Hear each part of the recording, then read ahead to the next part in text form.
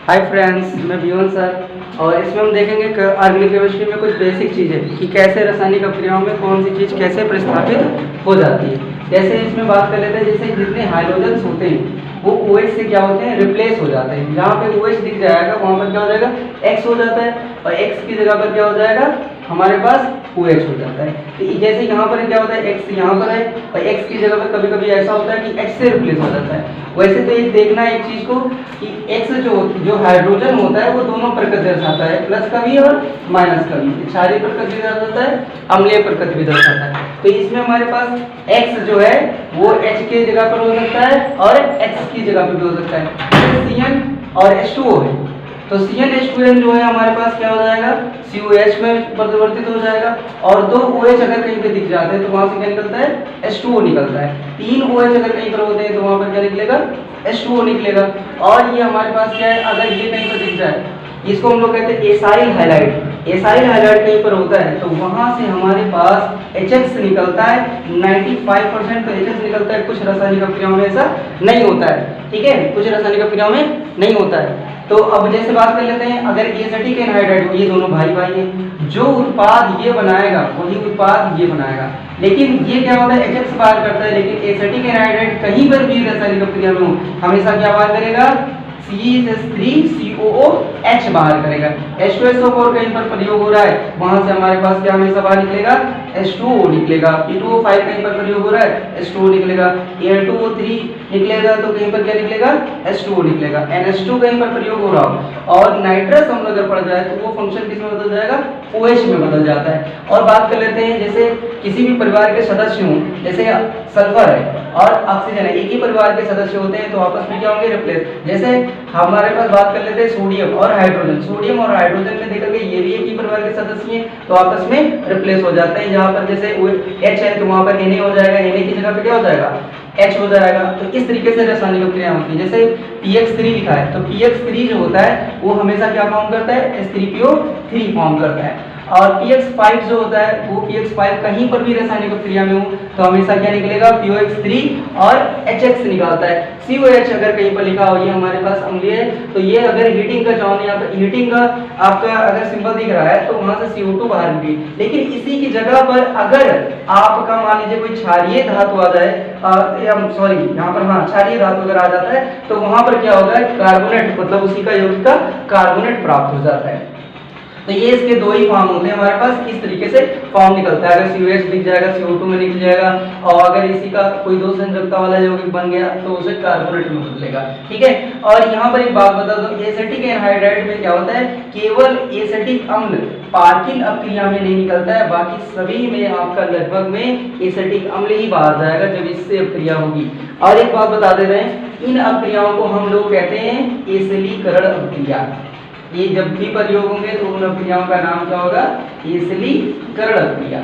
और अगर fielder craft है तो इसमें AlCl3 लिखा मिल जाएगा। फिल्डर क्राफ्ट एसिलीकरण जब होगा तो AlCl3 लिखा मिलेगा। तो ये हमारे को शॉर्टकट है, ये आप अगर सीख गए तो रासायनिक अभिक्रिया को आप आसानी से सीख जाएंगे। कुछ केसेस मैं आपको सिखाऊंगा कि कहाँ पर OH को X से रिप्लेस करना है, कहाँ पर X जो होगा X से कंबाइन होकर बाहर निकलेगा। ये आप अच्छे से नोट कर लीजिए, ठीक है। और इन चीजों से हम बहुत कुछ सीखने वाले हैं, ठीक है। जैसे X का H से रिप्लेसमेंट मैं सिखा रहा हूँ। तो देखिए, जैसे हम कहीं पर हाइड्रोजनीकरण करते हैं, हाइड्रोजनीकरण, तो हाइड्रोजनीकरण में क्या होता है, X2 लिया जाता है। अब ये हमेशा जब भी अभिक्रिया करेगा, किसी का भी हाइड्रोजनीकरण कर लीजिए, जैसे मान लीजिए आपका हमारे पास CH4 है, मान लीजिए आपका एल्कीन का हाइड्रोजनीकरण करना है, तो मैंने आपको सिखाया है कि भाई यहाँ पे X है, एक प्लस का होगा एक माइनस का होगा। तो अब प्लस वाला भाग प्लस वाले की जगह पे जाएगा और ये वाला इसके साथ कंबाइन हो जाएगा। देखिए X गया नहीं गया, ये क्या हो गया, आपस में रिप्लेस हुए हैं, तो यहाँ पर क्या हो जाता है H और यहाँ पर क्या बन जाएगा, X बन जाएगा। ऐसे प्रकार से हाइड्रोजनीकरण होता है। तो इसका रिप्लेसमेंट मैंने सिखा दिया आपको। अब ये कहाँ पे होता है, तो देखिए यहाँ पे पहले हुआ, अब अगला और हमारे पास कौन सा होगा, जैसे आप कहीं पर रिएक्शन में आ जाए, हाइड्रोजनीकरण में होता है, चाहे हाइड्रोजनीकरण फिनॉल का हो या आपका हाइड्रोजनीकरण किसी का भी हो, हमेशा वहां पे अभिक्रिया किसे करेगा, एक्स जो करेगा एच से करेगा हैलोजनीकरण किसी का भी हो, चाहे हेलोएरिन का हैलोजनीकरण हो, चाहे फिनॉल का हैलोजनीकरण हो, किसी का भी हो। आप हैलोजनीकरण इनके सबके करके देखिएगा। जैसे आपका हेलोएरिन का X2 के साथ रिएक्शन, ठीक है, आप क्या बोलेंगे। अब जैसे मान लीजिए आप फिनॉल आ गया तो फिनॉल का हैलोजनीकरण करेंगे तो आपका क्या होगा, तो ये हमने कहा H से क्रिया करेगा। अब देखिए यहाँ पे डबल बॉन्डेड होता है, यहाँ पे डबल बॉन्डेड, तो ये X यहाँ पे रिएक्शन नहीं करेगा, ये कहाँ पे करेगा, अर्थो के H से करेगा। अर्थो के कौन कौन से H करते हैं, देखिए एक बात यहाँ पे ध्यान कर लेना है कि हाइड्रोजनीकरण जब एरोमेटिक यौगिक होगा, कौन सा यौगिक होगा, एरोमेटिक, तो एरोमेटिक में क्या होगा बेटा, एरोमेटिक में अर्थो पोजीशन के H को हटाएगा, ठीक है, कौन से पोजीशन को H को हटाएगा, अर्थो वाले H के जगह पर X जाएगा, H की जगह पे क्या जाएगा, X जाएगा। ये चीज आपको ध्यान रखनी है अगर हैलोजनीकरण है। अब मान लीजिए आपका आ जाए सल्फोनीकरण, क्या आ जाता है, सल्फोनीकरण है। सल्फोनीकरण में अगर बेंजीन का केसेस हो या किसी का भी बेंजीन के केसेस नहीं होता है सल्फोनीकरण वैसे तो जैसे सल्फोनीकरण में हम क्या लेते हैं H2SO4, तो H2SO4 में देखिए यहाँ पर क्या है SO3 प्लस और क्या होता है OH माइनस, ये ऐसे टूटता है। अब ये कौन सा प्लस आ गई है, यानी ये H की जगह पे जाएगा, वहां का H जो होगा OH से मिलकर H2O बनाएगा। जैसे हम यहाँ पे बात कर लेते हैं किसी का भी हो, मान लीजिए आपका फिनॉल का ही हो या आपका हैलोजनीकरण, फिनॉल का मैं बता रहा हूँ कि बाद में, पहले हेलोएरिन का देखते हैं। हेलोएरिन में क्या होता है, जब सल्फोनिक अम्ल से क्रिया कराते हो तो हमने कहा था अर्थो और पैरा के उत्पाद बनते हैं। तो अर्थो और पैरा के उत्पाद कैसे बनते हैं हमारे पास, देखिए यहाँ पर क्या होता है SO3H+ और क्या हो जाएगा OH माइनस। अब यहाँ का ये H+ की जगह, प्लस वाला हमेशा ही बात याद कर लेना बेटा, प्लस वाला हमेशा प्लस वाले की ही जगह पे जाएगा, ये बात को ध्यान रखना है हमें, प्लस वाला प्लस की ही जगह पे जाएगा और माइनस वाला हमेशा माइनस वाले की ही जगह पे जाएगा, ठीक है, ऐसा जरूर होगा, ठीक है। आपको ध्यान रखना है कि जो जैसा वेक्टर होता है उसके जगह पे वैसा ही फिट होगा, वरना फिर नई रिएक्शन हो पाएगी, आप कर नहीं सकते हैं, ठीक है। या आप ये देखा देखिए कि प्लस वाला माइनस से मिलेगा और माइनस वाला प्लस से मिलेगा, ऐसे करके आपको ध्यान रखना है। यहाँ पे अर्थों पे क्या होता है H होता है, ये वाला प्लस वाला आ गया, ये किससे मिलेगा, माइनस वाले से, ये प्लस वाला इसी के जगह पे चला जाता है। तो यहाँ पर हमारे पास क्या होता है, अर्थो सल्फोनिक बेंजीन बन जाता है और ये इस तरीके से अर्थो और पैरा के उत्पाद प्राप्त होते हैं। यहाँ पे क्या होगा, एक बार पैरा पर एक बार अर्थो पोजीशन पर हो जाएगा, ठीक है। यहाँ पर क्या हो जाएगा X और यहाँ पर ये कहाँ पर आ जाएगा, पैरा के, इस तरीके से रिएक्शन होती है। तो अब इसकी हैलोजनीकरण की रिएक्शन सल्फोनीकरण, अब इसी तरीके से क्या आ जाएगा आपका नाइट्रीकरण हो जाएगा। नाइट्रीकरण भी इसी तरीके से होगा।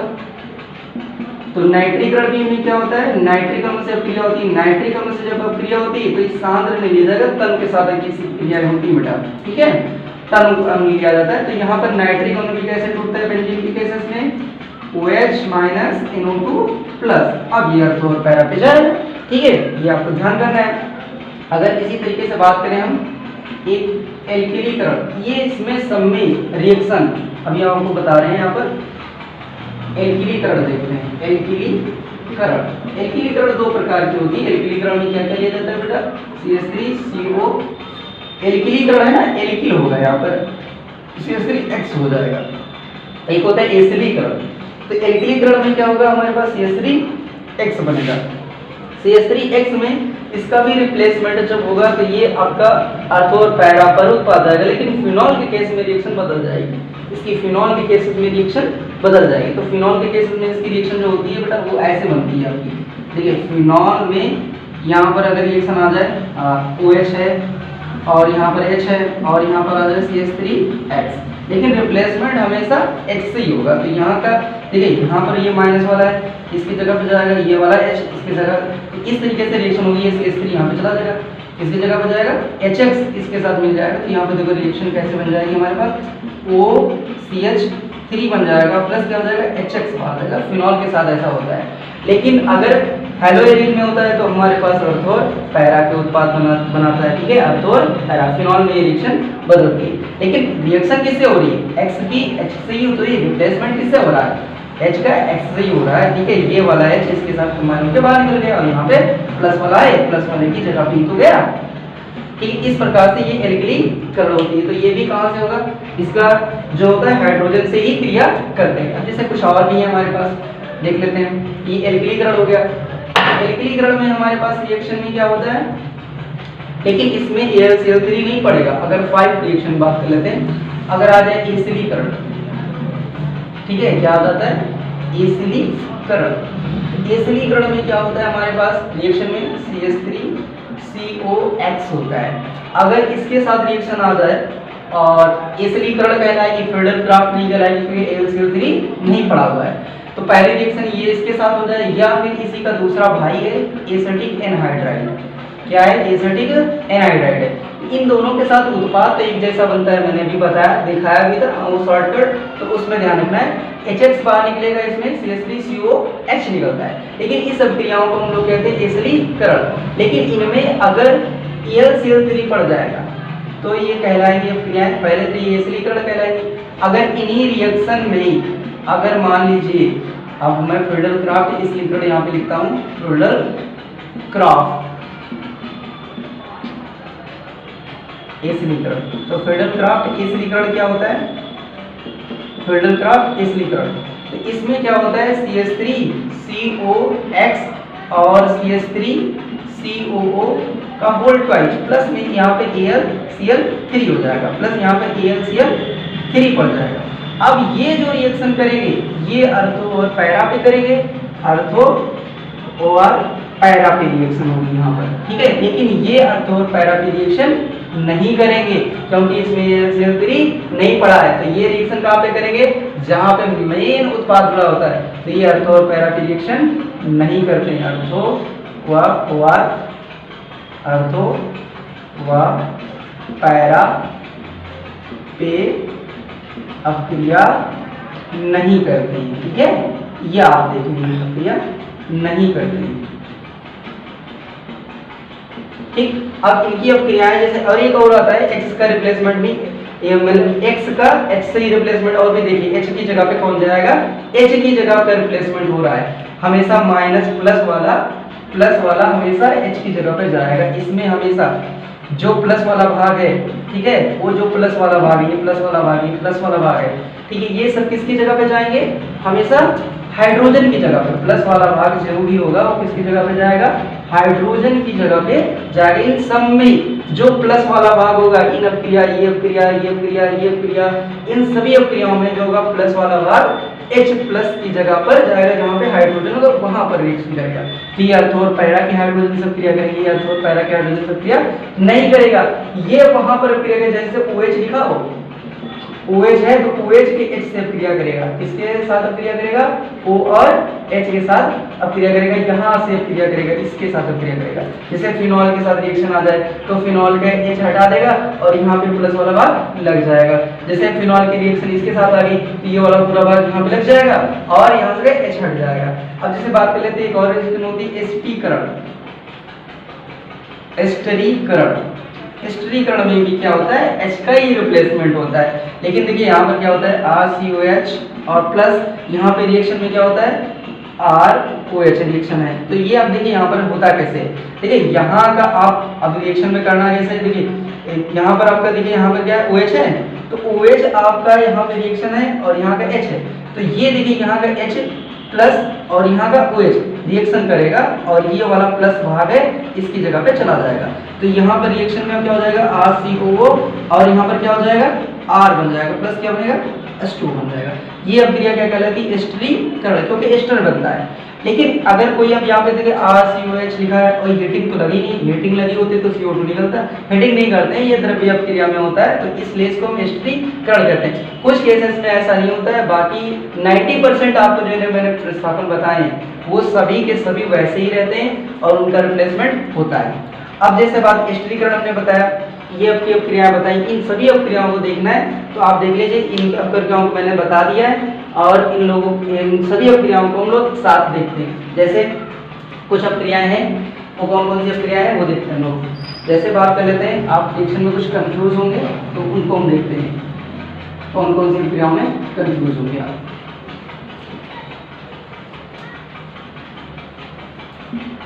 जैसे ये अभिक्रिया है तो इसमें एसिलीकरण कहलाएगी और एल्किलीकरण, दो टाइप की अभिक्रियाएं हैं। जैसे हम बात कर लें, अगर फिनॉल है और फिनॉल में यहाँ पे CH3 COCl लिखा है, मान लीजिए X लिखा हो, इसको मैं थोड़ा इधर बढ़ा के लिखता हूँ, यहाँ पर CH3 और यहाँ पर हो गया OH, ये फिनॉल है।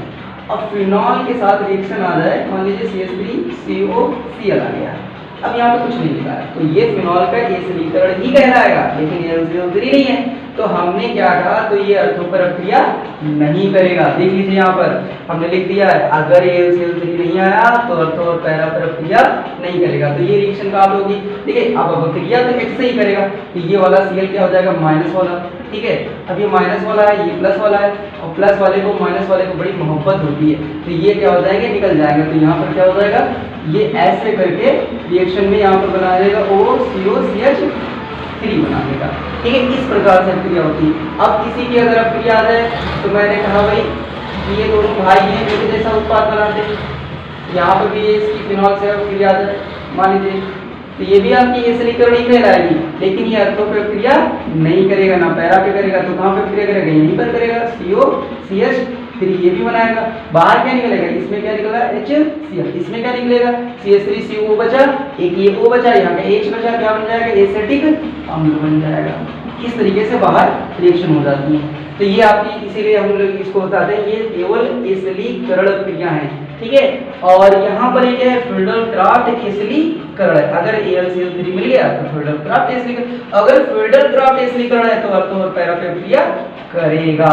कहाँ पे क्रिया करेगा, अर्थो और पैरा पर। अब इसी की रिएक्शन को हम बात कर लेते हैं, मान लीजिए इसी के साथ आ जाए फिनॉल की, चाहे इसके साथ फिनॉल रिएक्शन करिए, और चाहे तो बेटा हेलोएरिन के साथ रिएक्शन करिए, आपका वही बनेगा। जैसे मान लीजिए CH3COCl है, और यहाँ पर आ जाए AlCl3 आ गया। अब रिएक्शन क्या होगी, अर्थो पर रिएक्शन करेगा बेटा, कहाँ पे रिएक्शन करेगा, अर्थो पर COCH3 बना देगा, और यहाँ पे क्या हो जाएगा, OH चलेगा, और प्लस रिएक्शन में क्या बन जाएगा हमारे पास, HCl में बाहर हो जाएगा, क्या हो जाएगा, HCl। इसी प्रकार आपकी ये रिएक्शन है, जैसे OH की रिएक्शन आ जाए CH3CO एसिटिक एनहाइड्राइड, और ये आ जाए AlCl3, और यहाँ पर आपकी रिएक्शन कैसे हो जाएगी, तो ये भी अर्थो और पैरा की रिएक्शन करेगा, अर्थो और पैरा उत्पाद बनाएगा बेटा, इधर पैरा में लिख दे रहा हूँ, ठीक है, पैरा लिख दीजिएगा, यहाँ पर ये हो जाएगा CH3CO, और यहाँ पर OH, और फिर यहाँ पर क्या बाहर हो जाएगा, एसिटिक अम्ल बाहर हो जाएगा, और प्लस ये इसी का पैरा उत्पाद बन जाएगा, प्लस क्या बनेगा, इसी का पैरा उत्पाद बनेगा COCH3, और प्लस क्या हो जाएगा, OH है तो OH लगा देंगे आपका। इस तरीके से फिनॉल के साथ रिएक्शन कराइए, चाहे यहाँ पर हैलोजेंस लगा दें तो हेलोएरिन के साथ रिएक्शन हो जाए, सब ये ऐसे ही करके रिएक्शन होती है, ठीक है। ये आपका एकदम इम्पोर्टेंट पार्ट है, इसको आप ध्यान करके याद कर लीजिए। अब कुछ चीजों को और भी देख लेते हैं, जैसे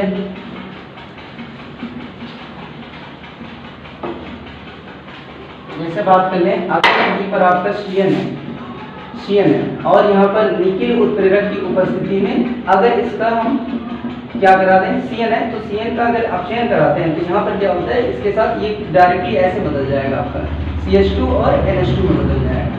किसमें बदल जाएगा, CH2 और NH2, क्योंकि 4 हाइड्रोजन जो होते हैं, 2 हाइड्रोजन इधर देना है, 2 हाइड्रोजन इधर देना है, तो ये NH2 के साथ, ये CH2 के साथ ऐसे बदल जाएगा आपको।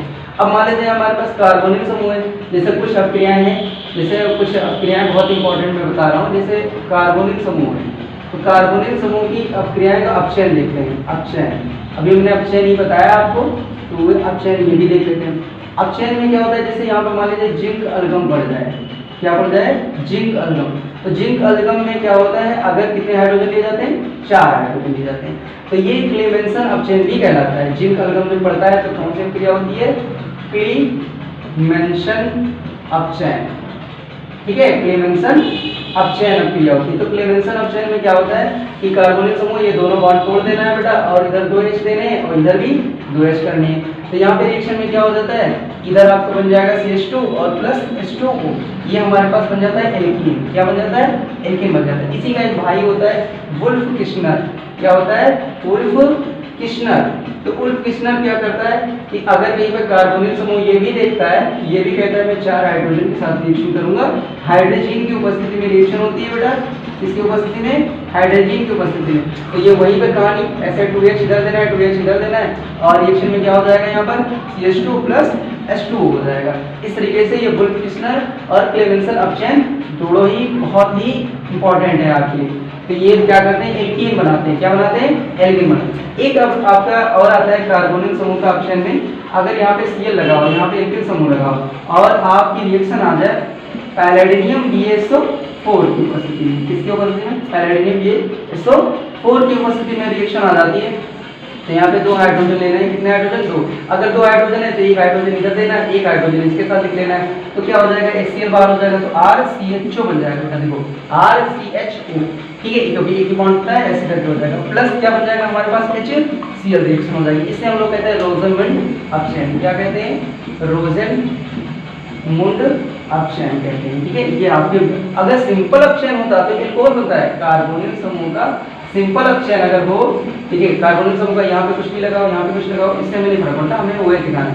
जैसे सिंपल अपचयन और लिथियम एल्युमिनियम टेट्रा हाइड्रोजन, ये सिंपल अपचयन है बेटा, ठीक है।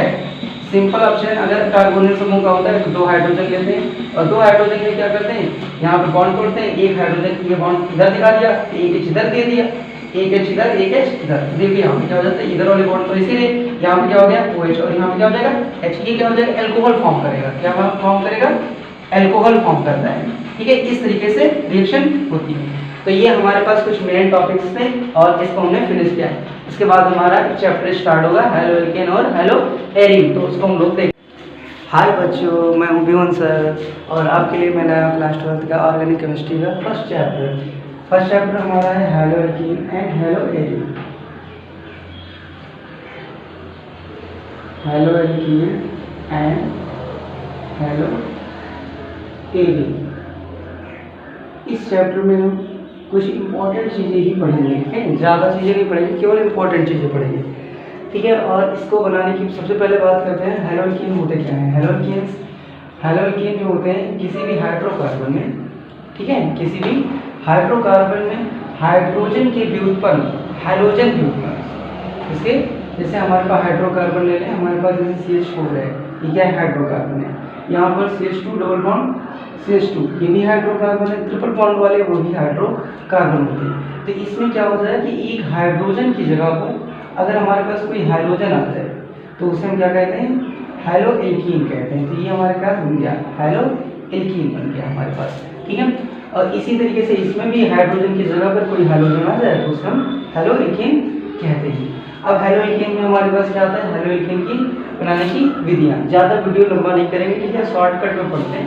क्या हो जाएगा, हेलो एल्केन की बनाने की विधियाँ देखते हैं। तो हेलो एल्केन बनाने की विधियाँ ये क्या होती है हमारे पास। तो हेलो एल्केन बनाया जाता है हमारे पास 4 मेथड के द्वारा। सबसे पहले आता है एल्कीन मेथड, एल्कीन के द्वारा हेलो एल्कीन बनाना, ठीक है, एल्कीन द्वारा हेलो एल्कीन बनाना। तो इस मेथड के द्वारा हम लोग देखते हैं, ठीक है। सबसे पहला तो एल्कीन का सूत्र क्या होता है, CnH2n+2, और इसका हम अगर हाइड्रोजनीकरण कर दें H की उपस्थिति में तो यहाँ पर क्या होता है, एक हाइड्रोजन की संख्या पर कितने है, 2n+2 है, तो इसमें 2 है, तो यहाँ पर क्या हो जाता है कि एक हाइड्रोजन की संख्या कम हो जाएगी और उसकी जगह पे क्या आ जाएगा, 2n+2 है, तो 2 में से एक हाइड्रोजन गायब हो जाएगा, उसकी जगह पे क्या चला जाएगा, हाइड्रोजन चला जाएगा, और यहाँ पे बाहर क्या जाएगा, HX बाहर जाएगा। तो इस प्रकार ये जो बना हमारे पास स्पेशल क्या है, हेलो एल्कीन हो जाएगा। ये हेलो एल्कीन का एक सूत्र भी है, ठीक है, CnH2n+1 और X ऐसे करके हो जाएगा। जैसे हम यहाँ पे बात कर लेते हैं n बराबर 1 अगर रखें तो यहाँ पर क्या हो जाएगा, CH4 मिल जाएगा, यहाँ पे C1 और ये 2 1 कम 2 और 2 4 हो जाएगा। और यहाँ पर हाइड्रोजन से कोई एक क्रिया करा देते हैं तो हमारे पास ये हो जाएगा।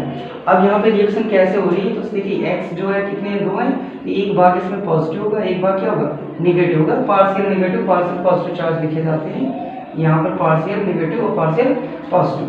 तो अभी पॉजिटिव और निगेटिव वाले का कुछ कहानी है, उसको सुन लिए।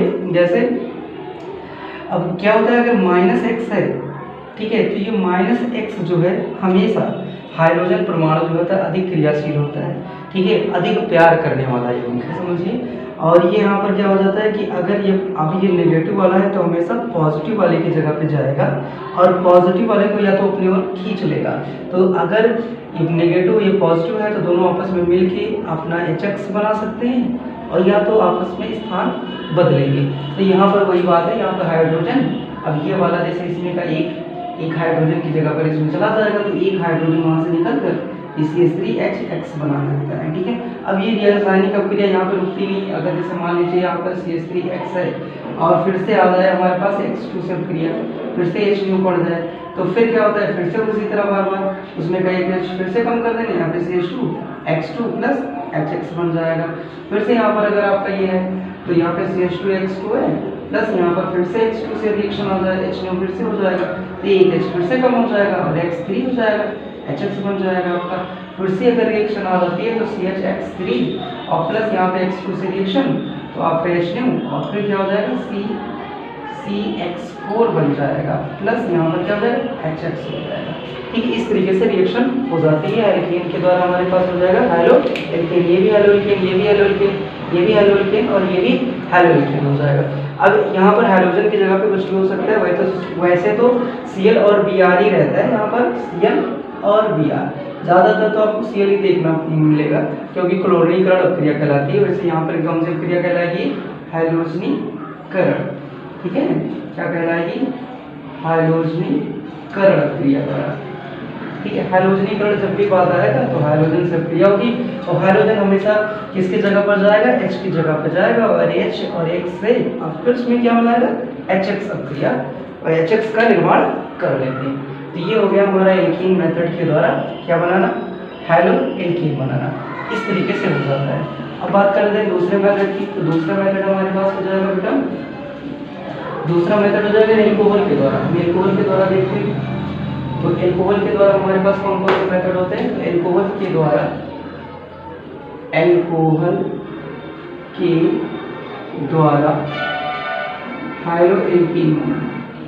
हाइलो एल्कीन बना।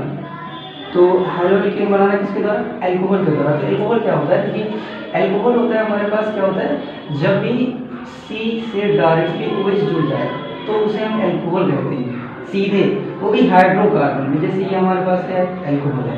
ठीक है, अब ये 0 डिग्री का एल्कोहल है। अगर जैसे जिस OH कार्बन से OH जिस कार्बन से जुड़ा वो एक और कार्बन से जुड़ जाता है तो उसे हम लोग कहते हैं 1 डिग्री एल्कोहल। क्या कहते हैं, 1 डिग्री एल्कोहल। अब जैसे हमारे पास OH उस कार्बन से जुड़ा है जो एक और कार्बन से जुड़ जाए, मतलब 2 कार्बन से जुड़ जाए, कितने कार्बन से, 2 कार्बन से जुड़ जाता है। तो अगर 2 कार्बन हो जाते हैं तो हमारे पास ये क्या कहलाएगा, 2 डिग्री कहलाएगा। अगर मान लीजिए OH समूह जिस कार्बन से जुड़ा है वो 3 कार्बन से जुड़ जाएगा, कितने कार्बन से, 3 कार्बन से, तो ये हमारे पास क्या हो जाएगा, 3 डिग्री एल्कोहल हो जाएगा। तो ये एल्कोहल होते हैं हमारे पास। इसमें क्या होता है, OH समूह सीधे कार्बन से जुड़ा होगा। ठीक है, कोई बेंजीन एंजीन से नहीं जुड़ा। अगर बेंजीन से जुड़ा होगा तो फिनॉल कहलाएगा। तो ये हमारे पास एल्कोहल हो गए। अब एल्कोहल में हम बात कर लेते हैं एल्कोहल में क्या क्या मिला है, जिससे हम क्या बनाएंगे, हेलो एल्कीन बनाएंगे। तो हेलो एल्कीन कैसे बनता है, जरा देखिए यहाँ पे अब क्या हो जाएगा, एल्कीन समूह और OH ले लिया, की हो गया एल्कीन एल्कोहल। एल्कीन एल्कोहल में हाइड्रोजन हाइलाइट के द्वारा हम क्या बना सकते हैं। अब देखिए यहाँ पर क्या होता है, ये प्लस होता है, ये माइनस होता है। अब देखिए यहाँ पर रिएक्शन में क्या होता है, ये माइनस वाला है, इसको देखिए अब ये प्लस वाला है तो प्लस वाला सबसे पहले देखिए, प्लस वाला किससे प्यार करता है, माइनस वाले से। तो माइनस वाला क्या करेगा कि इसके साथ में ये आपस में मिलकर दोनों बाहर हो जाएंगे। तो यहाँ पर क्या बन जाएगा, RX + H2 O रिएक्शन बन जाती है।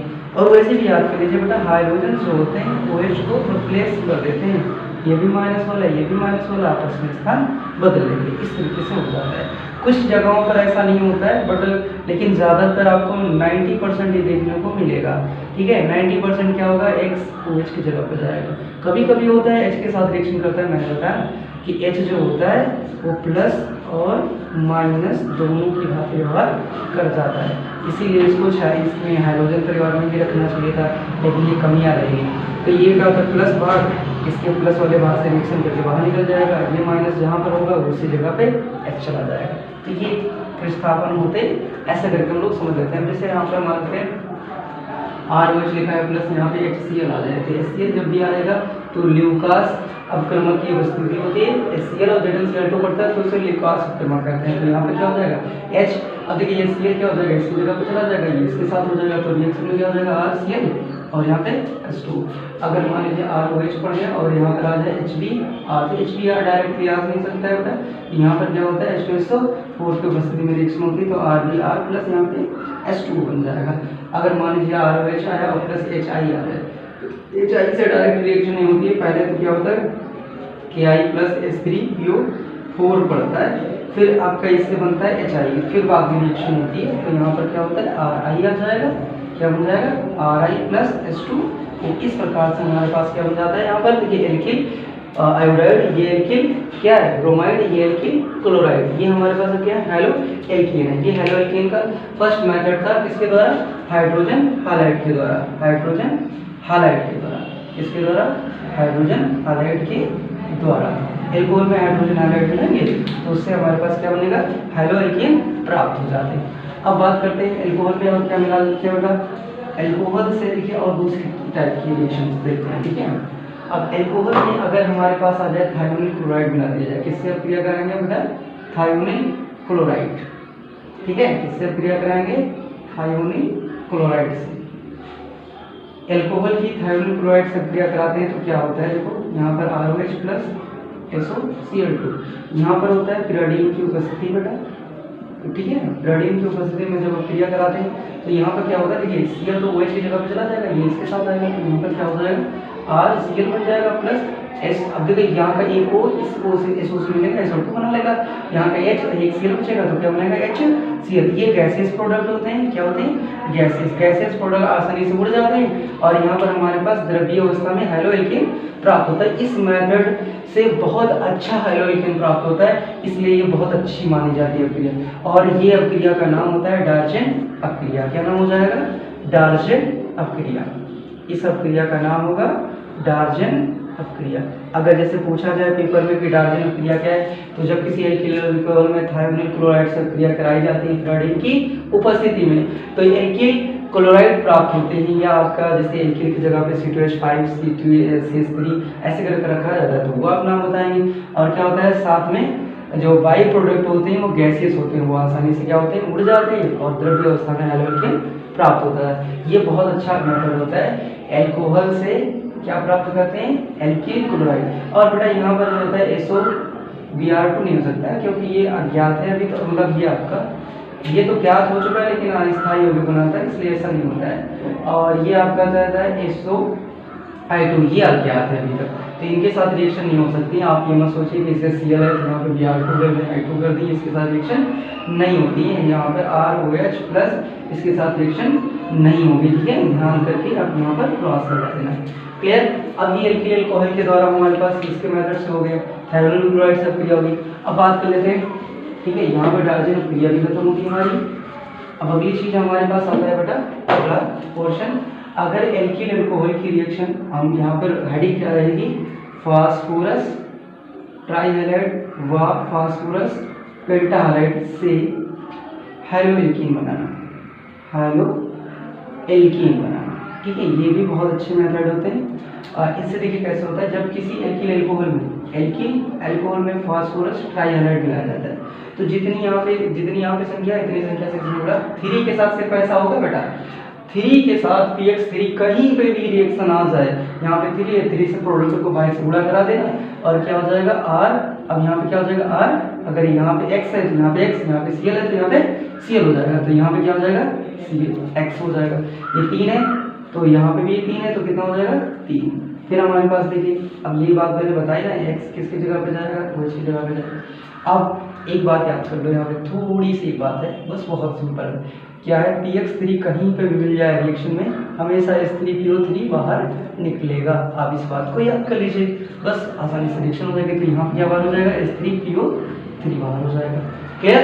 इस तरीके से रिएक्शन हमारे पास हो जाएगी। ये क्या बनेगी, फास्फोरस ट्राईहैलाइड से रिएक्शन बनेगी। अब मान लीजिए हमारे पास आ जाए ROH की रिएक्शन फास्फोरस पेंटाहैलाइड। अब अगर तुमने दिमाग लगाया कि यहाँ पे 5 है, यहाँ 5 से गुणा करा दे तो गड़बड़ हो जाएगा, नहीं, इसके साथ ऐसा नहीं होता है, सिर्फ 3 के साथ, मैंने बोला ना 3 के साथ ऐसा होता है। 5 के साथ रिएक्शन में क्या होता है, अगर px5 कहीं पे रिएक्शन में आता है तो POX3 जरूर निकलेगा, ठीक है। साथ में क्या होता है, कहीं कहीं पर HX निकलता है और कहीं कहीं पर नहीं निकलता है, लेकिन 90% यही आपको मिलेगा, ठीक है, ये जरूर निकलेगा, इसकी तो पता है, ठीक है, आप पता ही लिख लेना, लिख ले। लेकिन कुछ रासायनिक अपक्रियाओं में दोनों चीजें रहती हैं। यहाँ पर तो रहेगा बेटा, यहाँ H है, यहाँ X है, तो यहाँ HX बनेगा, ठीक है। और साथ में मैंने बताया PX5 होगा तो POX3 जरूर निकलेगा, तो इसको निकाल दीजिए आप POX3 को। यहाँ पे POX3 निकाल दिया तो यहाँ पे क्या हो जाएगा, अब क्या बनेगा, X1 किसकी OH की जगह पे चला जाएगा, तो यहाँ हो जाएगा RX। ये क्या बन गया, हेलो एल्केन बन गया हमारे पास। हेलो एल्केन हमारे पास प्राप्त हो गया, हेलो एल्केन प्राप्त हुआ। अभी अगला बेटा हमारे पास हो जाएगा एल्कीन द्वारा हेलो एल्केन बनाना, एल्कीन द्वारा हेलो एल्कीन बनाना। तो एल्कीन द्वारा हेलो एल्कीन बनाने के दो विधियां होती है। देखिए एल्कीन होती है दो प्रकार की, एक होती है सममित एल्कीन, सममित एल्कीन, और एक होती है असममित एल्कीन।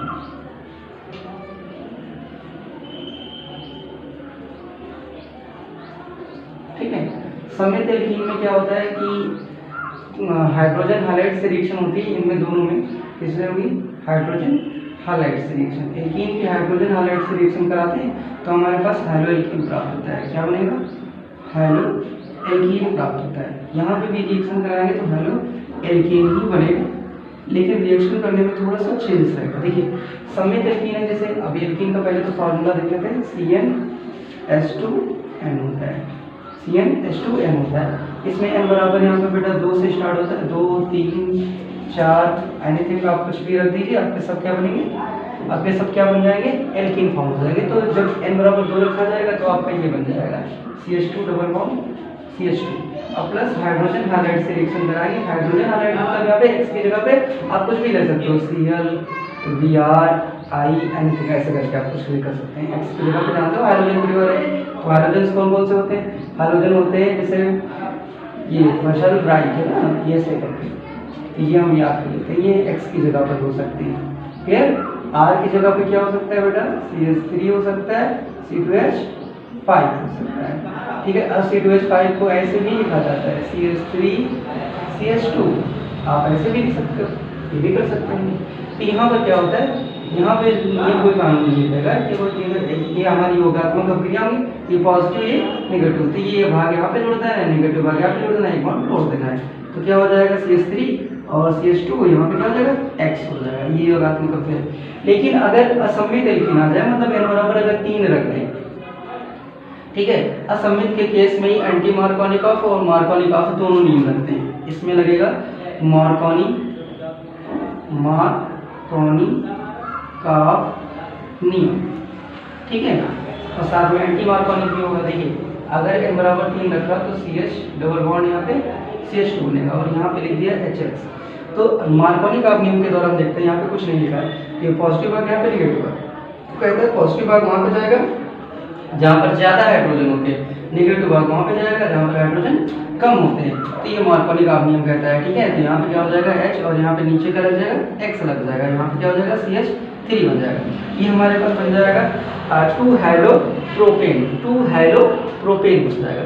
लेकिन अगर इसी रिएक्शन में यहाँ पर दूसरा आता है असममित एल्कीन के ही केस में एंटी मार्कोनिकॉफ नियम, तो एंटी मार्कोनिकॉफ नियम क्या होता है, देखिए बेटा एंटी मार्कोनिकॉफ नियम क्या होता है, इसको भी हम लोग देख लेते हैं। मैं ऊपर वाला मिटा दे रहा हूँ। जैसे हम बात कर लेते हैं n बराबर 3 ही रखने पर होगा, असममित में ही एंटी मार्कोनिकॉफ नियम और मार्कोनिकॉफ नियम लगता है और सममित में नहीं लगता है बेटा, ठीक है। तो यहाँ पर CH2 डबल बॉन्ड CH2 ऐसे करके है और यहाँ पर HBr आ जाए, लेकिन यहाँ पे लिखा मिलेगा आपको पेरोक्साइड, क्या लिखा मिलेगा, ये नहीं लिखा मिला तो ये जरूर लिखा मिलेगा, कुछ ना कुछ जरूर आपको इंडिकेट करेगा कि यहाँ पे पेरोक्साइड है।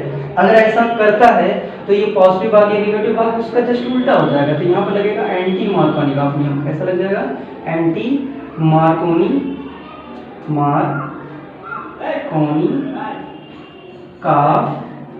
का नियम लग जाएगा, ठीक है, एंटी मार्कोनिकॉफ नियम लग जाएगा। तो ये क्या होगा कि पॉजिटिव भाग वहां पे जुड़ेगा जहां पर हाइड्रोजन कम होंगे, नेगेटिव भाग वहां जुड़ेगा जहां पर हाइड्रोजन भाग ज्यादा होंगे। बस ऐसे ही है आपका सिंपल।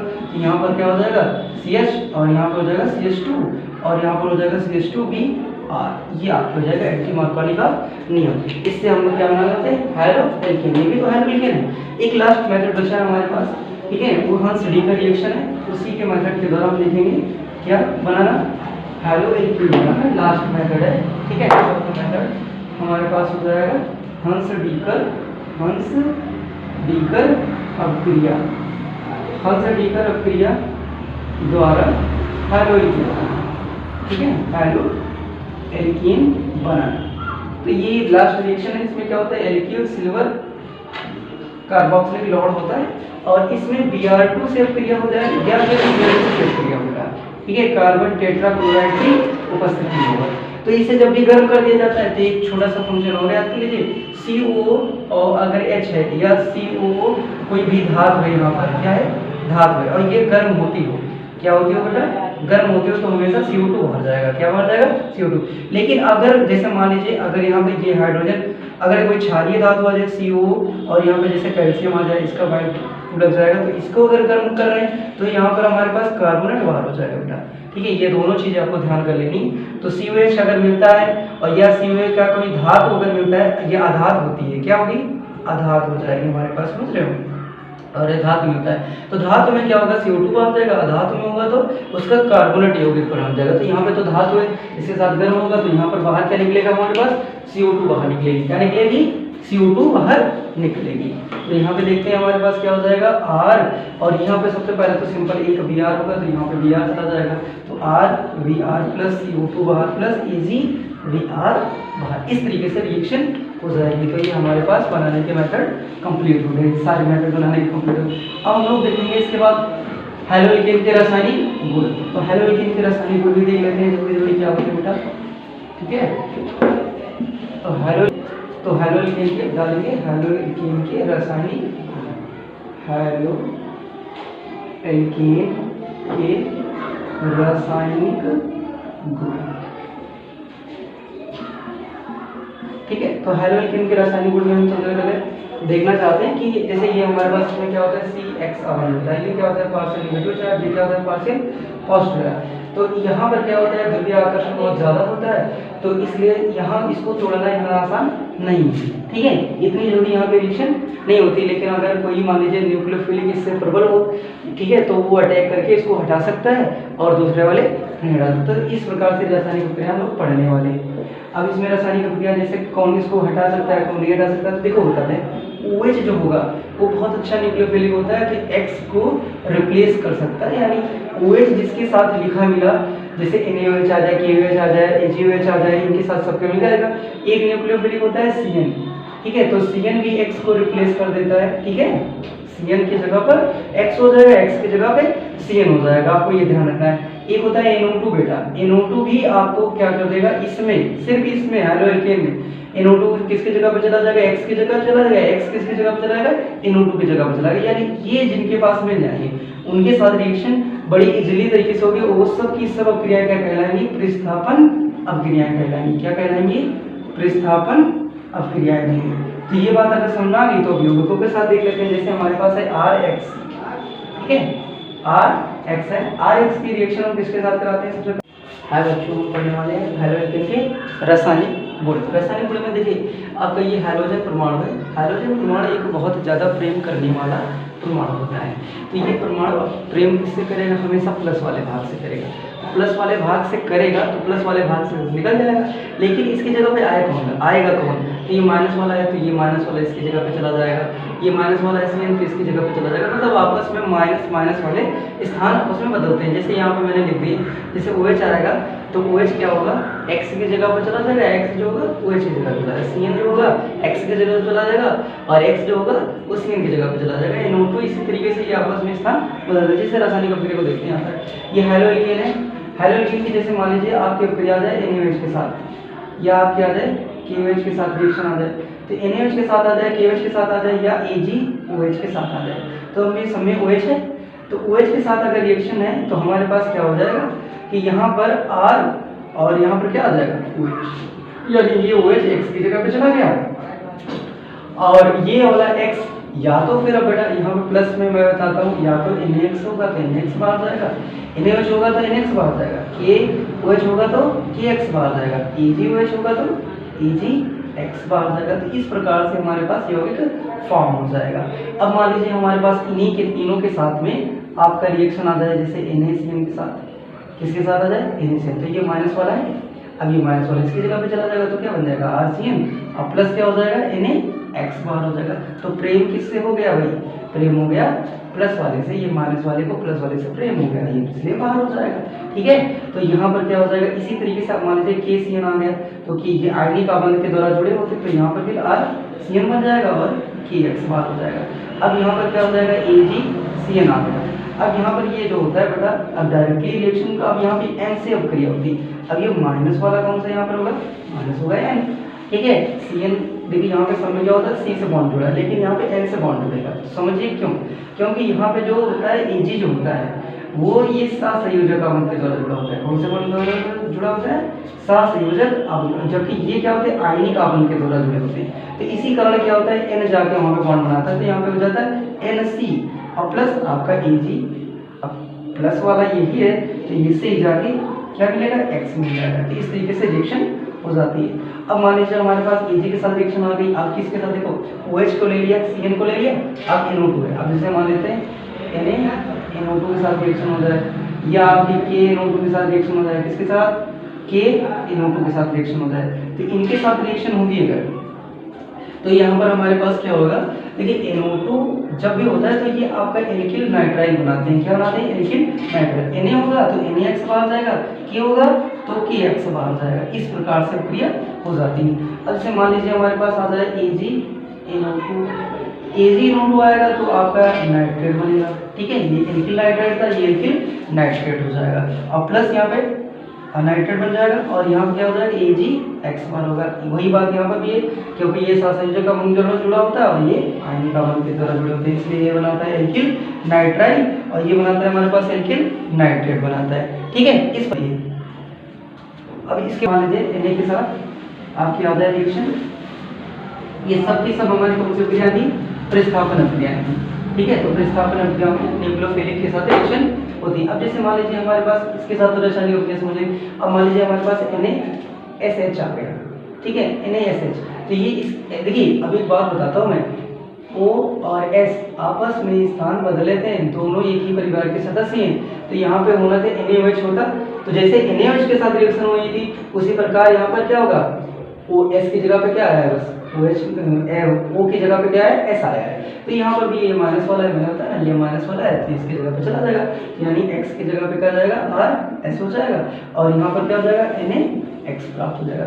ये चाहे KSH हो चाहे NaSH हो, रिएक्शन वैसे ही होनी है। ठीक है, चाहे आपका यहाँ पर आ जाए तो यहाँ पर भी वैसे ही बनेगा, और यहाँ पर हो जाएगा KX, अगर KX हो जाएगा KX हो जाएगा, इस तरीके से रिएक्शन हो जाएगा। अब मान लीजिए हमारे पास आ जाता है दूसरा, जैसे NaOR आ जाए, NaOR डैश, यहाँ पे R या R डैश हो जाए, तो इसमें भी आपका ये पॉजिटिव भाग ये क्या हो जाएगा, इतना नेगेटिव भाग, तो वैसे ही रिएक्शन हो जाएगी, तो ROR डैश और प्लस क्या बन जाएगा, NaX रिएक्शन हो जाएगी।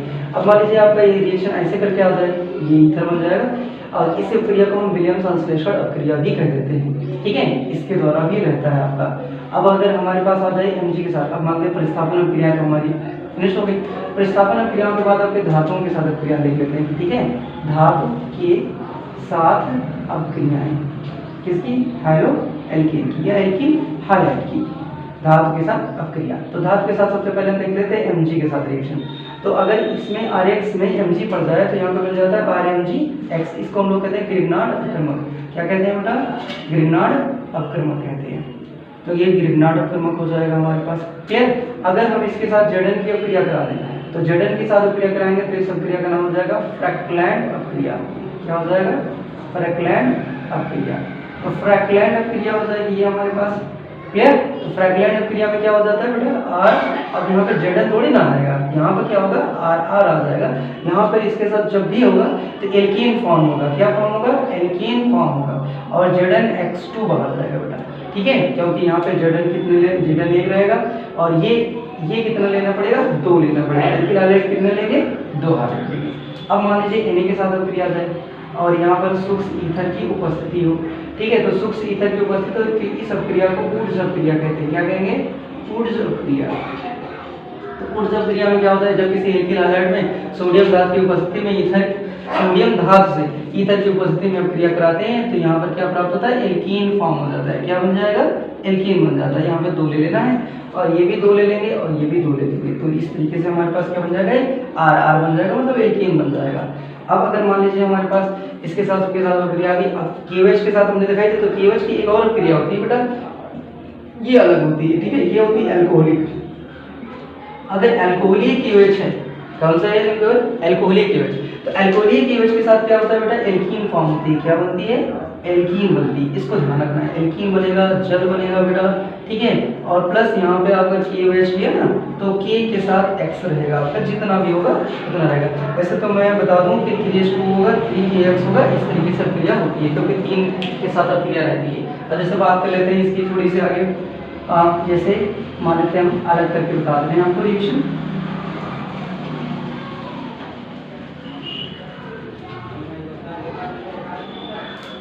जैसे हम बात कर लेते हैं थोड़ा सा आगे, जैसे मान लीजिए आपका RX है, RX की जगह पे हमने ले लिया, R की जगह पे ले लिया CH3 और यहाँ पर हमने ले लिया Cl प्लस यहाँ पे रिएक्शन करा दी KOH के साथ, एल्कोहलिक KOH लिख दिया कि एल्कोहलिक है। कैसा कह दिया, एल्कोहलिक। तो अगर एल्कोहलिक कह दिया गया तो आपको मैंने बताया ना एल्कीन फॉर्म होगी, तो यहाँ पर आपको ले लेना है बेटा, ठीक है, कितने ले लेना है इसको, 2 से गुणा कर देना है। कितने से गुणा कर देना है इसको, यहाँ पर 3 से गुणा कर देना है।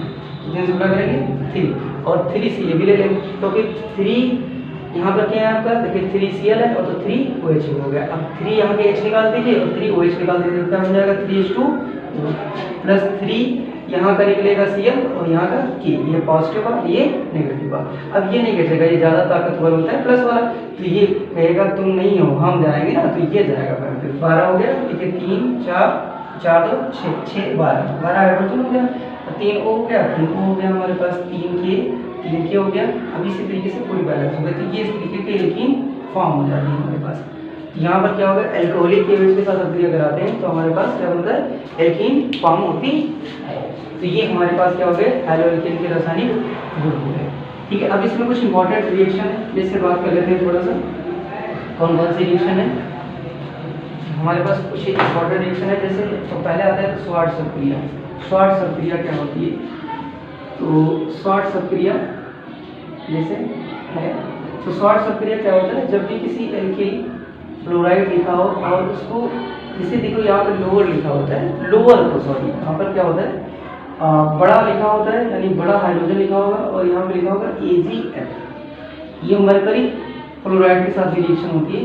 तो ये रिएक्शन क्या होती है कि बड़े हाइड्रोजन परमाणु को छोटे हाइड्रोजन परमाणु से, छोटा हाइड्रोजन परमाणु, और यहाँ पे क्या होगा, हाई क्या होता है, बड़ा साइज होता है, फ्लोरीन का बड़ा साइज का होता है, छोटा होता है, तो ये आपस में एक्सचेंज हो जाते हैं, बदल जाते हैं, उनकी जगह पे उनकी जगह पे ऐसे हो जाएगा। तो इस रिएक्शन में क्या होगा, CH3 यहाँ पर क्या हो जाएगा, CH3F और प्लस यहाँ पर क्या बन जाएगा, AgI। इस तरीके की रिएक्शन होती है। तो ये कौन सी क्रिया कहलाती है, स्वार्ट्ज क्रिया कहलाती है। अब जैसे बात करते हैं फिंगल स्टेनर क्रिया, फिंगल स्टीन क्रिया। तो फिंगल स्टीन क्रिया क्या होती है बेटा, फिंगल स्टीन क्रिया में हमारे पास क्या होता है, यहाँ पर जैसे यहाँ पर एल्किल ले लिया, हाइड्रोजन ले लिया, मान लीजिए यहाँ पर लिखा है CH3 और यहाँ पे लिखा है फ्लोराइड। अब ये क्या, लोअर हाइड्रोजन है, लोअर हाइड्रोजन को हायर हाइड्रोजन में बदलना है, तो NaI के साथ रिएक्शन करा दीजिए, या यहाँ पर उच्च साइज वाला हाइड्रोजन परमाणु और यहाँ पे निम्न साइज वाला हाइड्रोजन परमाणु, तो ऐसे क्या होता है, ये भी आपस में इधर बदल जाते हैं। तो इस प्रक्रिया का हम अंतः परिवर्तन करने के लिए करते हैं, तो यहाँ पे I हो जाएगा और यहाँ पर क्या हो जाएगा, NaF बन जाएगा। इस तरीके से रिएक्शन हो जाएगी। यह क्रिया क्या कहलाएगी, फिंकल स्टीन अपक्रिया कहलाएगी, ठीक है। हाय बच्चों, मैं हूँ विनोद सर। आज हम बात करेंगे हैलोएरिन की। हैलोएरिन क्या होता है,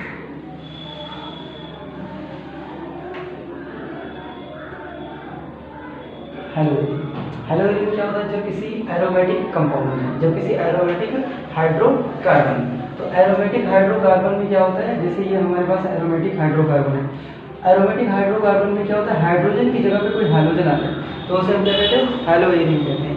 लेकिन अगर जैसे मान लीजिए आपका ऐसे करके आ जाए, ये आपका एरोमेटिक है और यहाँ पर आ जाए CH2 और फिर X आ जाए, तो इसे हम क्या कहेंगे, इसे हम हैलोएल्केन ही कहेंगे, इसे हम कहेंगे इसे बेंजाइल हैलाइड का नाम से जाना जाएगा। तो अब इसको हम बेंजाइल हैलाइड कहेंगे, क्या कहेंगे, बेंजाइल हैलाइड। लेकिन ये आपका हैलोएल्केन के फॉर्म में आएगा और ये हमारा हैलोएरीन है, तो इसको आप पहचान लीजिए, ठीक है। अब ये हम जब किसी एरोमेटिक में क्या होता है, हाइड्रोजन परमाणु के स्थान पर कोई हाइड्रोजन परमाणु आ जाता है, तो उसे हम क्या कहते हैं, हैलोएरीन कहते हैं। अब हैलोएरीन को बनाने की विधियां देखते हैं क्या होते हैं, हैलोएरीन कैसे बनाए जाते हैं। तो हैलोएरीन की बनाने की विधियां यहाँ पर देखते हैं, प्रिपरेशन मेथड ऑफ हैलोएरीन। तो हैलोएरीन की बनाने की विधियां, ठीक है। तो हैलोएरीन की बनाने की विधि, तो हैलोएरीन की बनाने की विधियां सबसे पहले हम देख लेते हैं बेटा बेंजीन से, ठीक है। किसके द्वारा, बेंजीन से। तो बेंजीन का क्या कर देते हैं, हाइड्रोजनीकरण कर देते हैं। जैसे हमारे पास ये बेंजीन है और इस बेंजीन का हमने क्या कर दिया, हाइड्रोजनीकरण कर दिया, वो भी FeCl3 की उपस्थिति में। इसकी उपस्थिति में, FeCl3 की उपस्थिति में। मैं हाइड्रोजन के बारे में तो बता रखा है, हाइड्रोजन क्या होता है, माइनस वाला यौगिक होता है और ये किससे हमेशा रिप्लेस हो जाएगा, प्लस वाले हाइड्रोजन से। यहाँ पर जो है हाइड्रोजन होगा, यहाँ पर क्या होगा, हाइड्रोजन होगा, यहाँ पर होगा, यहाँ पर सबके हाइड्रोजन होते हैं। तो इसमें का एक भाग पॉजिटिव होगा और एक भाग क्या होगा, नेगेटिव होगा। तो नेगेटिव वाला भाग क्या करेगा, उसमें के हाइड्रोजन को अपनी ओर खींच लेगा और इस तरीके से हमारे पास यहाँ पर क्या हो जाएगा, हैलोएरीन और HX बन जाएगा, ठीक है। तो ये हो गया हैलोएरीन बना हमारे पास। बेंजीन की द्वारा हमने बनाना सीख लिया। अब जैसे बात कर लेते हैं बेंजीन की द्वारा दूसरा मेथड होता है रशिंग मेथड। क्या होता है, रशिंग मेथड या विधि, इसको हम कहते हैं, ये औद्योगिक विधि होती है। कौन सी विधि होती है, औद्योगिक विधि होती है। तो औद्योगिक विधि में, औद्योगिक विधि में बिजनेस के लिए अगर जैसे हमें बनाना होता है तो इससे हम लोग बनाते हैं। तो बेंजीन में HCl मिला देते हैं बेटा, HCl के साथ O2 से रिएक्शन कराते हैं, तो इसमें हमारे पास क्या होता है, क्लोरोबेंजीन प्राप्त होती है, O2 भी साथ में रहता है, तो इसमें क्या बन जाता है, क्लोरोबेंजीन। तो इस तरीके से हम इसको क्लोरोबेंजीन बना सकते हैं। नंबर 3 मेथड हम देखते हैं डाइएजोनियम लवण के द्वारा। इसके द्वारा डाइएजोनियम लवण, तो डाइएजोनियम लवण के द्वारा हम देखेंगे हैलोएरीन बनाना। जैसे बात कर लेते हैं डाइएजोनियम लवण का सूत्र क्या होता है बेटा, बेंजीन N2+Cl-। इसमें HX की अभिक्रिया करा दें। HX की जगह में यहाँ पे वैसे तो क्या क्या लिया जा सकता है मैं भी यहाँ पे डिस्कस कर देता हूँ। जैसे X की जगह पे यहाँ पे Cl और Br ही लिया जा सकता है और नहीं होते, तो इसको हम सैंडमायर अभिक्रिया भी कहते हैं। क्या कहेंगे, सैंडमायर अभिक्रिया कहेंगे। यह हैलोएरीन बनाने का अच्छा मेथड होता है। तो डाइएजोनियम लवण में जब हाइड्रोजन हैलाइड से अभिक्रिया कराते हैं क्यूप्रिक हैलाइड की उपस्थिति में, तो यहाँ पर क्या होता है, N2+ लिखा है, Cl- लिखा है, तो N2+ लिखा तो इसका मतलब ये जल्दी निकलने वाला यौगिक है, तो परमाणु में तो जल्दी निकल जाएगा, इसकी एंट्रोपी बहुत ज़्यादा होती है। और यहाँ पर इसके साथ हमेशा याद करना, ये पॉजिटिव भाग इसके नेगेटिव भाग से क्या करेगा, क्रिया करेगा, क्या बनाएगा, HCl बनाएगा।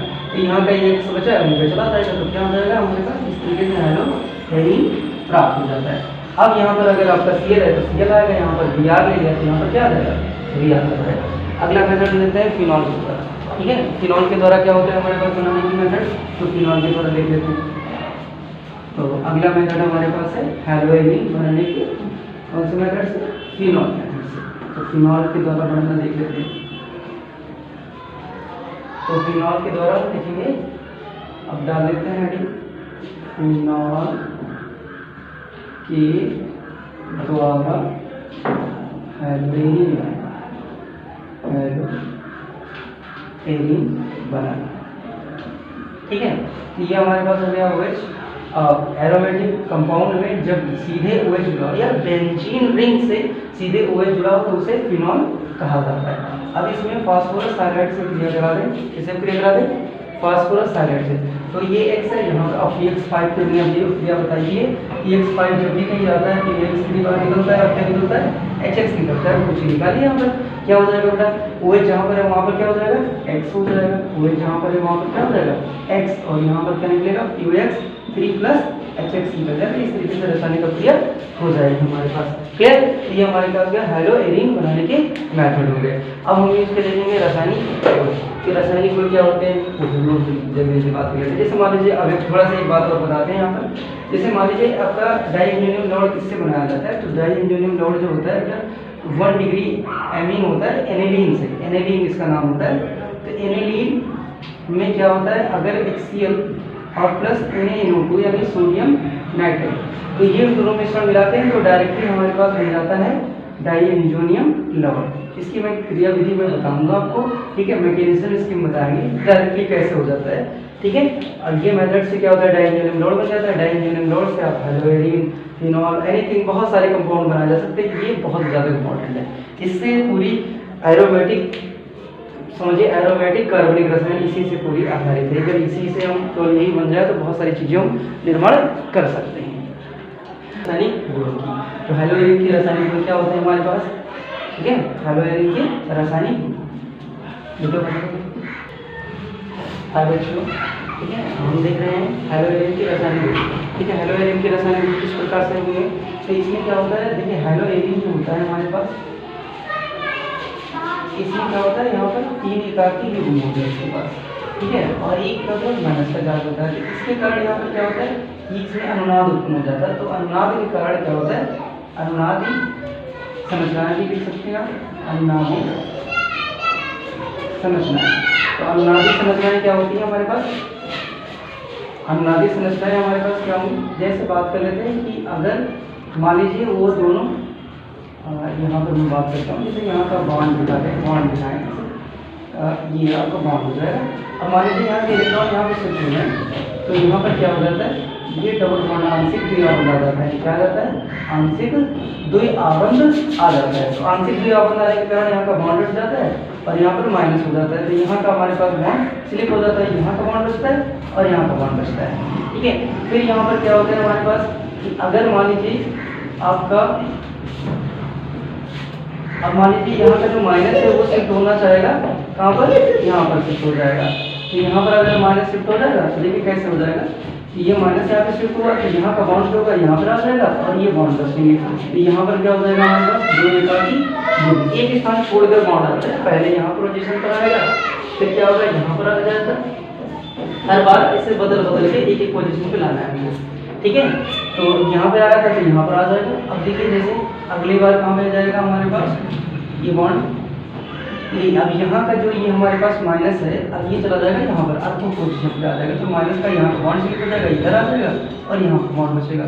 तो यहाँ पर आपका द्वि आंशिक आबंध रहेगा और तो एक एकाकी युग्म इधर और एक एकाकी युग्म इधर, आपका 2 एकाकी युग्म बचता है। और फिर आपका फाइनल स्टेज पे अगर देखा जाए तो इसकी अनुनादी संरचना कुछ ऐसे बन जाएगी कि यहाँ पर ये माइनस में शिफ्ट हो जाएगा। तो यहाँ पर क्या हो जाएगा, 3 एकाकी युग्म दिखाएंगे और यहाँ पर कोई आंशिक बॉन्ड को जब एक ही दिखा देंगे और यहाँ पर बॉन्ड हो जाएगा, यहाँ पर बॉन्ड और यहाँ पर बॉन्ड। इस प्रकार से ये क्या होती है, अनुनादी संरचनाएं होती है। तो यहाँ पर क्या होता है, कुछ क्षण के लिए जो होता है तो ये आंशिक आबंध आ जाता है। तो ये आंशिक आबंध के कारण यहाँ पर नहीं रहता है। तो वो यहाँ पे रासायनिक क्रिया होंगी अर्थ और पैरा पोजीशन पे होंगी। तो अर्थ और पैरा पोजीशन पे क्रिया होंगी तो वो कौन कौन सी क्रिया होती है, तो वो हम लोग देखते हैं। तो हेलोएरिन की रासायनिक अभिक्रिया, तो हेलोएरिन की रासायनिक अभिक्रियाएं कैसे होती हैं तो हम लोग देखते हैं। तो ये रासायनिक अभिक्रिया कहाँ पे करेंगे, अर्थ और पैरा पोजीशन पे करेंगे। सबसे पहले बात कर लेते हैं, एक तरफ हमने बात कर लिया, यहाँ पर ले लिया हेलोएरिन। तो हेलोएरिन जैसे ही लिया तो हेलोएरिन की रासायनिक अभिक्रिया सबसे पहले हम करते हैं हैलोजनीकरण। क्या करते हैं, हैलोजनीकरण करते हैं। तो हैलोजनीकरण में मैंने बताया ना क्या लेते हैं बेटा, X2 लेते हैं। तो ये X2 कहाँ पे रासायनिक अभिक्रिया करेगा, क्या यहाँ से करेगा, नहीं, क्योंकि इसके पास इलेक्ट्रॉन, इसके पास इलेक्ट्रॉन, तो ये क्या करेगा, प्रतिकर्षण होगा तो अर्थ और पैरा पे रिएक्शन करेगा। तो कहाँ पे रिएक्शन करेगा, अर्थ और पैरा पे रिएक्शन करेगा। क्यों, क्योंकि वहीं पर हाइड्रोजन है और अर्थ और पैरा के हाइड्रोजन जो होते हैं वो अभिक्रियाशील होते हैं। तो यहाँ पर क्या हो जाएगा, X आ जाएगा, यहाँ पर आपका X रहेगा। फिर क्या होगा, यही कुछ समय के बाद जो होगा कहाँ पर चला जाएगा, आप पैरा पोजीशन पे चला जाएगा। किस पर चला जाएगा, पैरा पोजीशन पे आ जाएगा। तो यहाँ पर भी X होगा, यहाँ पर भी X हो जाएगा और प्लस बाहर क्या जाएगा, HX बाहर आ जाएगा। दूसरी बात कर लेते हैं हमारे पास सल्फोनीकरण। तो सल्फोनीकरण क्या होता है, सल्फोनीकरण में क्या होता है, H2SO4 से रिएक्शन होती है। तो H2SO4 से रिएक्शन करेगा तो इसमें जब सल्फोनीकरण होगा बेटा तो H2SO4 जो टूटता है वो ऐसे टूटता है, SO3+H और OH माइनस ऐसे टूटता है। जब बेंजीन का केस होगा तभी ऐसे टूटता है, वरना फिर HSO4 में टूटता है। तो ये वाला प्लस भाग है, अब हाइड्रोजन की जगह पे चला जाएगा, तो ये प्लस वाला भाग प्लस वाले की जगह पे जाता है, याद कर लेना हाइड्रोजन की जगह पे ये जाएगा, यहाँ का HOH मिलके क्या बनाएगा, H2O बना देगा। और यहाँ के X से हमें कोई मतलब नहीं, वैसे ही रहेगा। और ये कुछ समय के बाद क्या होगा, SO3H प्लस यहाँ पर आ जाएगा और ये ऐसे हो जाएगा। तो इस प्रकार से हमारे पास अर्थ और पैरा के उत्पाद। अब इसी तरह हमारे पास तीसरी रासायनिक अभिक्रिया है नाइट्रीकरण। तो नाइट्रीकरण क्या होता है, नाइट्रीकरण। तो नाइट्रीकरण में हमारे पास क्या होगा, नाइट्रीकरण में नाइट्रिक अम्ल से अभिक्रिया होगी, किससे होगी, नाइट्रिक अम्ल से अभिक्रिया होगी। तो नाइट्रिक अम्ल में क्या होता है, OH माइनस और NO2 प्लस में टूटता है जब बेंजीन का केसेस होता है या एरोमेटिक का केसेस होता है। तो यहाँ पर भी अर्थ और पैरा के उत्पाद बनते हैं। तो यहाँ पर क्या होगा, ये प्लस वाला भाग हमेशा हाइड्रोजन की जगह पे चलेगा और ये एक साइड से ही लगा रहेगा, तो अर्थो नाइट्रो हाइड्रोजन बन जाएगा हमारे पास। यहाँ पर क्या हो जाएगा, NO2 हो जाएगा और यहाँ पर X बन जाएगा ये हमारे पास। और इधर भाग में क्या निकलेगा हमारे पास, H2O। इसमें मुख्य उत्पाद जो होता है वो पैरा उत्पाद होता है। मुख्य उत्पाद आपका ये बनेगा, ये आपका ऐसे निकलेगा। अब मान लीजिए इसी की रिएक्शन आ जाए हमारे पास एल्किलीकरण, क्या आ जाए, एल्किलीकरण। एल्किलीकरण में क्या होता है, एल्किलीकरण जब भी कभी रिएक्शन आती है तो यहाँ पर क्या होता है, वैसे फ्रीडलक्राफ्ट एल्किलीकरण कहलाता है। ये रिएक्शन एल्किल हो जाएगा और प्लस यहाँ पे AlCl3 प्रयुक्त हो जाएगा।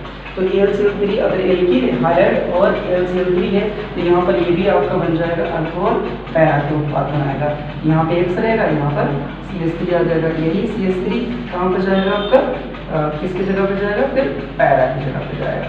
तो ये हमारे पास स्पेसिस बनेगी और वहाँ पर X2 बाहर हो जाएगा। तो बाहर वाला उत्पाद आप ऐसे ही दिखा दीजिएगा। अब फिर हमारे पास आ जाता है इसी का एक एसिलीकरण क्रिया, क्या हो जाती है, एसिलीकरण। तो एसिलीकरण क्या होता है, एसिलीकरण में हमारे पास क्या होता है, ये एसिटिल क्लोराइड से क्रिया होती है। X सब चाहे लिख दीजिए और इसमें भी साथ में क्या पड़ेगा, AlCl3 पड़ेगा। तो AlCl3 पड़ जाता है तो इसमें क्या हो जाता है हमारे पास, ये पॉजिटिव भाग ये निगेटिव भाग, तो पॉजिटिव भाग अर्थ और पैरा में जाएगा। तो हमारे पास पॉजिटिव भाग यहाँ पे COCH3 और यहाँ पर यह हाइड्रोजन बन जाएगा। इस तरीके से हमारे पास यहाँ पर एक बार यही वाला योग कहाँ पे जाएगा, COCH3 पैरा पर और यहाँ पर क्या हो जाएगा, X बन जाएगा। ठीक है, इस तरीके से हमारे पास स्पेसेस बनते हैं और क्या होता है लास्ट में HX बाहर जाता है। इस तरीके से हमारे पास ये क्रियाएं हो जाती हैं। तो इस तरीके से क्रियाएं होती हैं हमारे पास। अभी हाइड्रोजन की रासायनिक क्रिया हमारे पास हो गई, जैसे एल्किलीकरण हो गया, एसिलीकरण हो गया, ये फ्रीडलक्राफ्ट एसिलीकरण और ये फ्रीडलक्राफ्ट एल्किलीकरण कहलाएगा। अब मान लीजिए इसी की दूसरी रिएक्शन हो जाती है, जैसे बात कर लेते हैं कौन है हमारे पास, और एक और रिएक्शन हमारे पास होती है कुछ जैसे इसको हम भी कहते हैं आपका, जैसे आता है एसिटिक एनहाइड्राइड के साथ। तो एसिटिक एनहाइड्राइड का सूत्र ये होता है और ये भी AlCl3 के साथ अगर पड़ा मिला तो ये भी अब क्रिया कहलाएगी फ्रीडलक्राफ्ट एसिलीकरण। तो इसमें भी ये पॉजिटिव भाग होता है और जो दो भाग होते हैं ना, एक भाग निगेटिव का चला जाएगा। तो यहाँ पर क्या हो जाएगा, पॉजिटिव भाग में क्या जाएगा, वैसे ही COCH3 और प्लस क्या बन जाएगा, X बन जाएगा। फिर हमारे पास यही वाला भाग कहाँ पे जाएगा, एक बार जाएगा कहाँ पर, ऐसा पैरा पर, और यहाँ पर क्या हो जाएगा, X बन जाएगा। और लास्ट में निकलेगा क्या बेटा, यहाँ पर हो जाता है COH निकलता है। ठीक है, इसकी रासायनिक प्रक्रिया और भी होंगी तो आप बताते हैं हमको। अब फिर आता है हमारे पास ऊर्ज कटिंग प्रक्रिया। तो ऊर्ज प्रक्रियाएं क्या होती है वो हम लोग देखते हैं। ऊर्ज प्रक्रियाएं कौन कौन सी होती हैं, जैसे बात कर लेते हैं ऊर्ज प्रक्रिया। तो ऊर्ज प्रक्रिया में क्या होता है, जैसे अगर मान लीजिए आपका CH3X लिखा है और प्लस Na पड़ गया है, पर क्या पड़ जाए, Na पड़ जाए, तो ये क्रिया कहलाएगी ऊर्ज प्रक्रिया। कौन सी क्रिया कहलाएगी, ऊर्ज प्रक्रिया। तो इसमें क्या होता है, यहाँ पे धातु है, तो धातु जो होता है वो ज़्यादा पॉजिटिव होता है, तो रिएक्शन यहाँ पर होना है हमारे पास। तो यहाँ पर क्या हो जाएगा, CH3 और NaX बाहर हो जाएगा। Na 2 ले लेंगे, X 2 हो गए, तो क्या ले लेंगे, 2 NaX बाहर हो जाएगा, टॉल्यूइन बन जाएगा। क्या बन जाएगा हमारे पास, टॉल्यूइन बन जाएगा। अब मान लीजिए हमारे पास केवल Na के साथ क्रिया है, तो Na के साथ केवल क्रिया आ जाएगी तो ये फ्रूटिंग क्रिया कहलाएगी। क्या कहलाएगी, फिटिंग अभिक्रिया। तो फिटिंग अभिक्रिया में क्या होता है हमारे पास, फिटिंग अभिक्रिया में क्या होता है, जैसे Na आता है, ये पॉजिटिव है, ये निगेटिव है, तो इसको आप बाहर कर लेगा। तो यहाँ पे डबल बेंजीन लेते हैं, क्योंकि आपकी दोनों बेंजीन ऐसे करके जुड़ जाएंगे। तो हमारे पास क्या बन जाएगा, बाइफेनिल और प्लस NaX हो जाएगा, 2 NaX बाहर हो जाएगा। तो ये फिटिंग अभिक्रिया कहलाएगी। अब मान लीजिए हमारे पास CCl3 क्लोरल के साथ अभिक्रिया, जैसे क्लोरल कहते हैं, प्लस H2SO4 इसमें पड़ता है, ठीक है, उत्प्रेरक का काम करता है। तो H2SO4 के साथ रिएक्शन में आता था, तो इसमें DDT प्राप्त होता है। क्या प्राप्त होता है, DDT। इस रिएक्शन को मैं अलग देख रहा हूँ, इसमें X की जगह पे Cl ही देगा, जैसे DDT का निर्माण में अलग बता रहा हूँ आपको कैसे। हम यहाँ पे पहले CCl3CH2 लिख देंगे, ठीक है। ये क्लोरल हो गया। क्लोरल में हम अगर हेलोइरिन डालेंगे यानी क्लोरोबेंजीन डालते हैं, बेसिकली कितने क्लोरोबेंजीन डालेंगे, 2। तो 2 क्लोरोबेंजीन को मैं उस तरीके से ले लूँ, थोड़ा ऐसे करेंगे, ठीक है। ये आपका हो गया क्लोरोबेंजीन, यहाँ पर भी हो जाएगा ये क्लोरोबेंजीन, और यहाँ पर हो जाएगा, यहाँ भी H होगा, यहाँ भी H होगा, ये वाले दोनों H और ये O बाहर हो जाएगा। तो रिएक्शन में क्या बन जाएगा हमारे पास, CCl3CH, और यहाँ पे डबल बॉन्डेड है, तो यहाँ पे क्या हो जाएगा, ये दोनों बेंजीन से Cl लगा है। तो आपका ऐसे करके उन्हीं दोनों बॉन्ड जहाँ से O हटा है वहीं पे दोनों बेंजीन ऐसे जुड़ जाएंगे। तो इसका नाम हो जाएगा DDT। इसका नाम क्या हो जाएगा, डाइक्लोरो, पूरा नाम क्या हो जाएगा, डाइक्लोरो डाइफिनिल, डाइक्लोरो डाइफिनिल, ठीक है। ट्राइक्लोरो क्या नाम हो जाएगा, ट्राइक्लोरो एथीन, ठीक है। ऐसे करके इसका नाम हो जाएगा, DDT का फुल फॉर्म नाम हो जाएगा। इस तरीके से हमारे पास अभिक्रियाएं होती हैं।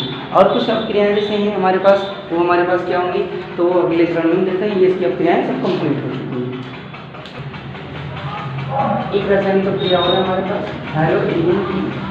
अगर आप NH3 से NH2+H, तो यहाँ पे ये न्यूक्लियोफिलिक होता है, ये यहाँ पे चला जाएगा, एक्सिस के साथ हो जाएगा रिएक्शन। यहाँ पे रिएक्शन में क्या बन जाएगा हमारे पास, एनालिन बन जाएगा, ठीक है। और ये क्या हो जाएगा, HX बाहर हो जाएगा। इस तरीके से हम ये एनालिन बना सकते हैं। एनालिन की एक और क्रिया कर सकते हैं। एनालिन में हम अगर मान लीजिए NH2+HCl और प्लस यहाँ पे NaNO2 डाल दें, तो रिएक्शन में क्या होता है, डाइबेंजोनियम लवण का निर्माण हो जाता है। किसका निर्माण हो जाएगा, HCl, और प्लस यहाँ पर हमारे पास और भी प्राप्त होंगे, लेकिन यहाँ पर हमारे पास डाइबेंजोनियम लवण लिखते हैं, ठीक है। और इसमें आप एनीथिंग, इससे बहुत सारे यौगिक बना सकते हैं। पहले भी बताया कि डाइबेंजोनियम लवण एरोमेटिक कंपाउंड के लिए बहुत इंपॉर्टेंट होता है, इससे बहुत सारी चीज़ें हम बना सकते हैं। अब रिएक्शन तो कुछ चीज़ें हैं, अभी हमारे पास हेलोइरिन और हेलो एथीन का पूरा कंप्लीट पार्ट हो चुका है।